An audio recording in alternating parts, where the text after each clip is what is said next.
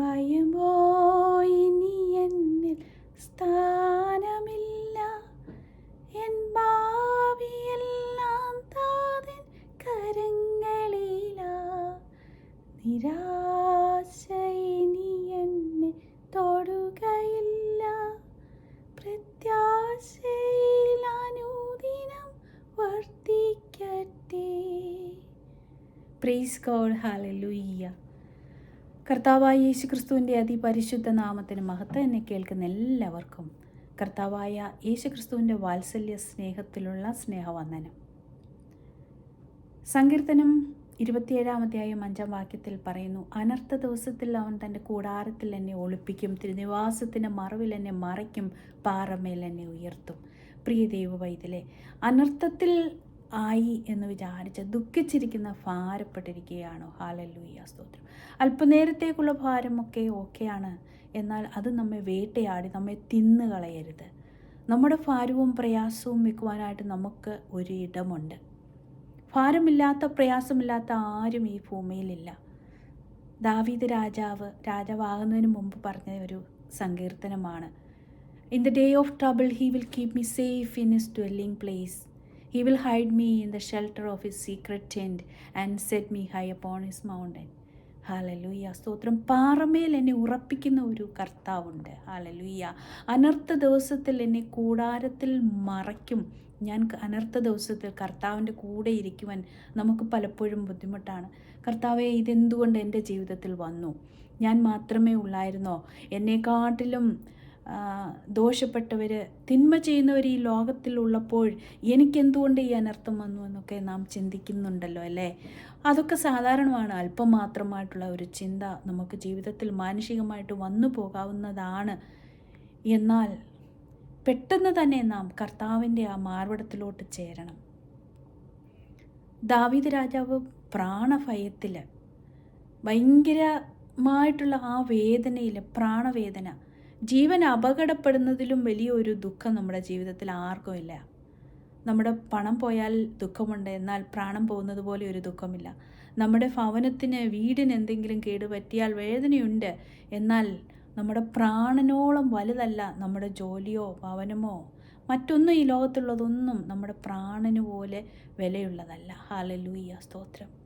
In life threatening situation നമുക്ക് കർത്താവിനോട് അടുത്തിരിക്കുവാൻ കഴിയുന്നുണ്ടോ?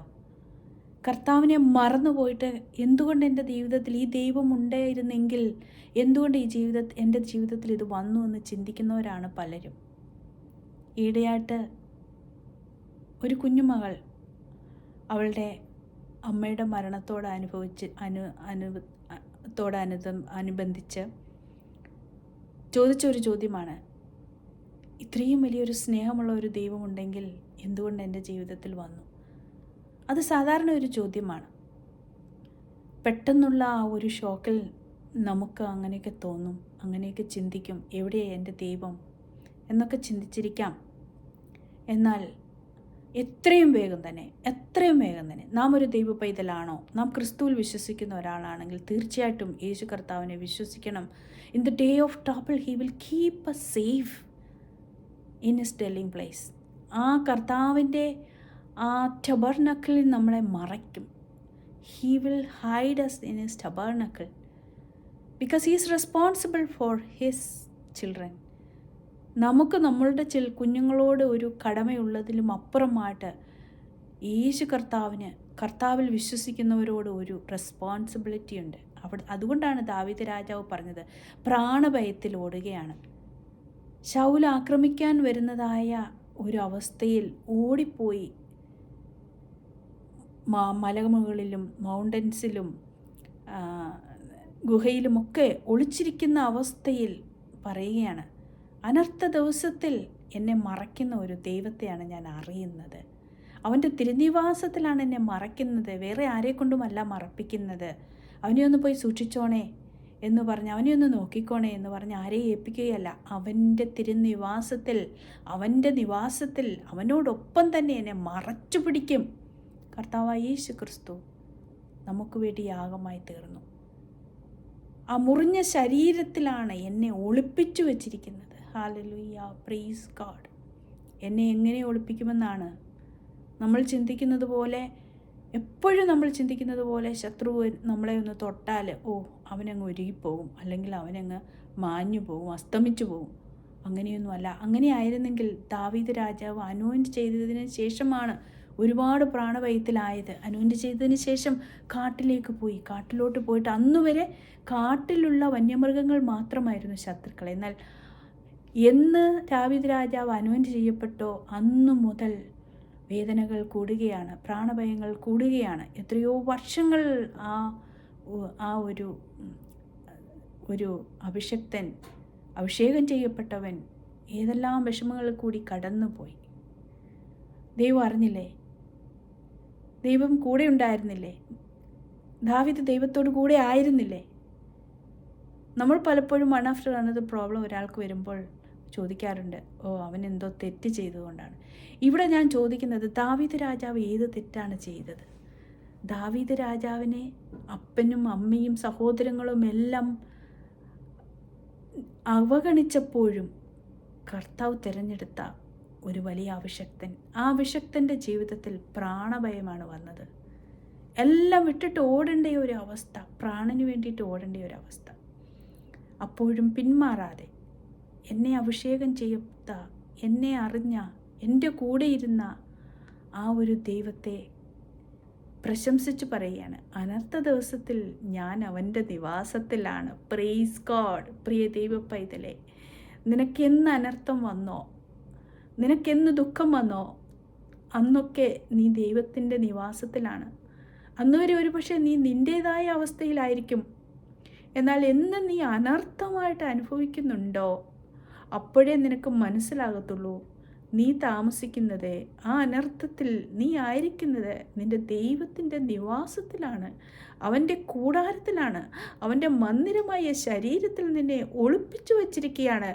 എന്താണ് ഒളിപ്പിച്ചിരിക്കുന്നതെന്നറിയാമോ? നിന്നെ ശത്രു കാണാതെ, നിന്നെ ശത്രു തൊടാതെ, നിന്നെ ഒരു പാവം വന്ന് തൊടാതെ, നിൻ്റെ ഒരു രോമത്തിന് കേടുപറ്റാതെ, നിൻ്റെ ബുദ്ധിക്ക് കേടുപറ്റാതെ. Hallelujah, praise God.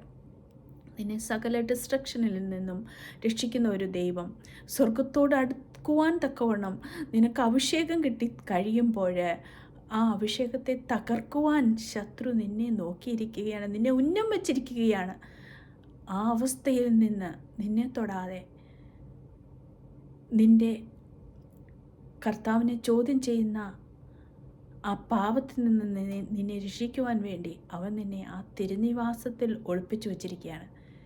ഇവിടെ നമുക്ക് ദാവീദ് രാജാവ് അവിടെ പാപം ചെയ്യുന്നില്ല. കാരണം ദാവീദ് രാജാവ് തിരുനിവാസത്തിലായിരുന്നു.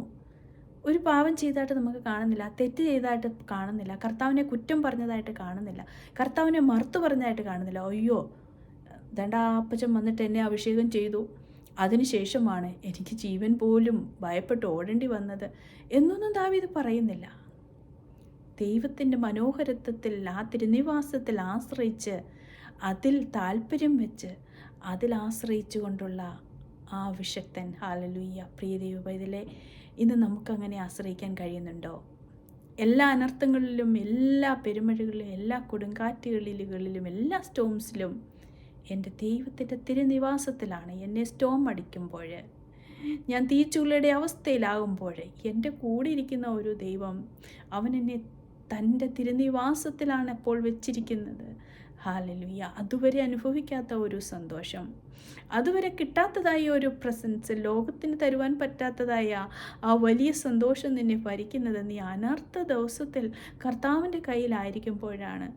ഹല്ലേലൂയ. അതിനാൽ ഓടിച്ചെന്ന് ഒളിക്കേണ്ട ഒരു സ്ഥലമാണ് അവൻ്റെ ബലമുള്ള കൈക്കീഴിൽ. ഹല്ലേലൂയ. സ്തോത്രം, സ്തോത്രം. Praise God. ഇവിടെ പാറമേൽ എന്നെ ഉറപ്പിക്കുന്ന ഒരു ദൈവത്തെപ്പറ്റി പറയുന്നു. ഇന്ന് ക്രിസ്തുവാകുന്ന പാറമേൽ, it is A symbolic of victory. പാറ എന്ന ശക്തിയുള്ളതാണ്, റിലയബിൾ സോഴ്സാണ്. നമ്മളൊരു പാറപ്പുറത്തിരുന്നാൽ അവിടെ വന്നിട്ട് അതിനെ പൊട്ടിച്ചുകൊണ്ടൊന്നും പോകുവാൻ ഒന്നും എളുപ്പം സാധ്യമല്ല. അല്ലെങ്കിൽ പിന്നെ ഭൂമി കുലുക്കം വല്ലതും വന്നെങ്കിൽ മാത്രമേ സാധ്യമാകത്തുള്ളൂ.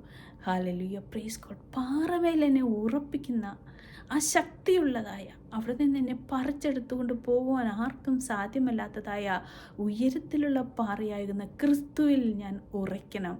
Hallelujah, praise God, praise God. Rock of ages. Hallelujah, hallelujah. 1 Corinthians 10-ാം അധ്യായത്തിൽ നമുക്കത് കാണുവാനായിട്ട് സാധിക്കും. ആ പാറയിൽ നിന്നാണ് എല്ലാവരും ആത്മീക ആഹാരം കുടിച്ചത്. ഹല്ലേലൂയ. നമുക്ക് ദാവീദിനെ മാത്രമല്ല, യോബിനെ നോക്കുകയാണെങ്കിലും 6 കഷ്ടത്തിൽ നിന്നും എന്നെ വിടുവിച്ച ദൈവം 7-ാമത്തതിലും തിന്മ തൊടുകയില്ല. ഹല്ലേലൂയ, സ്തോത്രം. ഏതൊരു കഷ്ടത്തിലും എന്നെ ഡാർക്ക്നെസ്, സിന്ന് അടുക്കാതെ വണ്ണം എൻ്റെ ശരീരത്തെയും മനസ്സിനെയും ആത്മാവിനെയും സൂക്ഷിക്കുന്ന ആ നിവാസം. ഹല്ലേലൂയ. നാം പലപ്പോഴും അനർത്ഥങ്ങൾ വരുമ്പോഴാണ് ക്രിസ്തുവിൽ നിന്ന് അകന്നു പോകുന്നത്. ഈ ക്രിസ്തു ജീവിച്ചിരിപ്പുണ്ടോ? ഇത്രയും വലിയ സ്നേഹമുള്ള ഒരു ദൈവമുണ്ടെങ്കിൽ എനിക്കെന്തുകൊണ്ട് ഇതൊക്കെ സംഭവിച്ചു എന്നൊക്കെ നമുക്ക് ചിന്തിക്കുവാൻ മാനുഷികമായിട്ട് നമ്മൾ അപ്പോൾ ആ ഷോക്കിൽ നമ്മളായിത്തീരും. എന്നാൽ ദൈവത്തിൻ്റെ ശക്തി നമ്മെ മൂടി മറയ്ക്കുമ്പോൾ, ആ സ്നേഹത്തിൽ നാം ആയിത്തീരുമ്പോൾ, ആ തിരുനിവാസത്തിൽ നാം അനർത്ഥ ദിവസത്തിലാകുമ്പോൾ നമ്മുടെ കഷ്ടതകളൊക്കെ ഒന്നുമില്ല. അതൊക്കെ ടെമ്പററിയാണ്. ആ ബ്യൂട്ടി, കർത്താവിൻ്റെ സ്നേഹത്തിൽ നാം മറഞ്ഞിരിക്കുമ്പോൾ നമ്മുടെ ഈ ലോകത്തിലെ ഒരു കഷ്ടവും ഒന്നുമല്ലാതായി തീരുകയാണ്. സ്തോത്രം, പ്രൈസ് ഗോഡ്.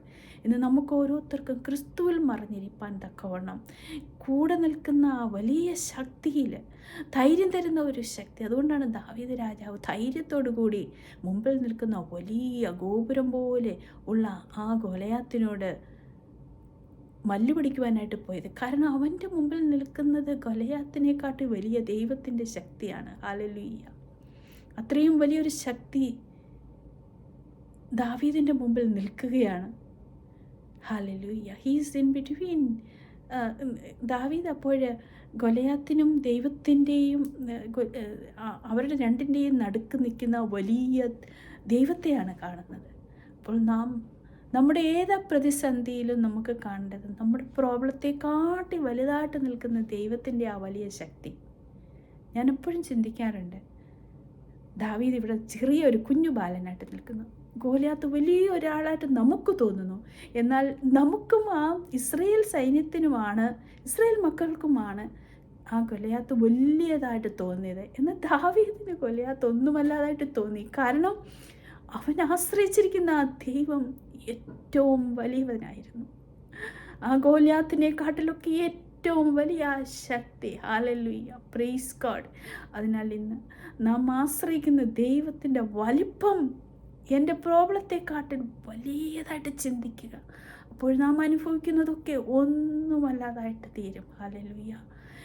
എല്ലാ ദൈവമക്കൾക്കും, ഈ ലോകത്തിലുള്ള എല്ലാ മനുഷ്യനും പ്രോബ്ലംസ് ഉണ്ട്.